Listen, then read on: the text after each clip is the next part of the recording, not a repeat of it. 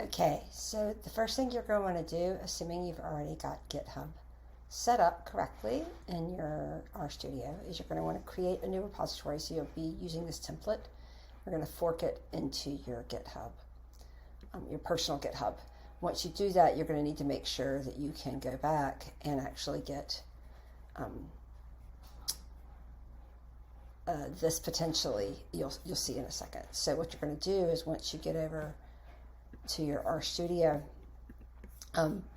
in this case I've already got things set up, but what you can basically do is you're going to go to File, you're going to go to New Project, and when you go to New Project you can go to Version Control, and here you can clone a project from Git Repository, and so you're just going to paste in that URL that you had.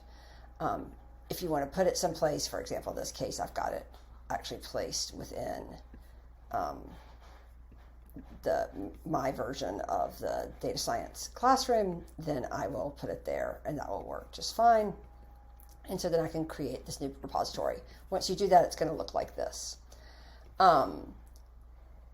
You will be able to see pretty much, right, so all of the previous posts, for example. So to create a new post, here you can see that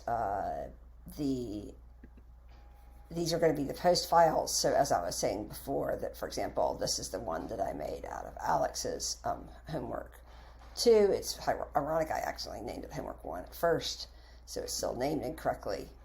But you can see here, it's got a standard YAML header, right? So the same as like any of our RMD files. The big differences are we're going to add in a description. We're going to add in an author's name. You can add in your own personal URL or not. You can remove it. It'll have a date. And you're going to have categories. For example, we might have homework 2. We might want to talk about the Congress data set, sort of whatever you want to do. And right here, you can see that it's self-contained equals false. So if you had, instead of copying an old one, you instead did something that could be pretty easy, which is new file. And then you want to create a new R Markdown. That you can go here and you can do from template. You can see here, this is a distill article, and it can create, right, a new document for you. Now, what it should end up doing, right, is putting this here under post, but you can see that it actually didn't. It put it in a weird place, so that's sort of going to be potentially a problem. Actually, we don't really know where it went because it's created as untitled. So the other alternative that is a fairly easy way to create a new post. So if we come here over to distill, you can see that one of the things that you can do, excuse me here, is you can create posts. So that's actually very, very easy. And all that that's really going to do is create a brand new post with a certain title.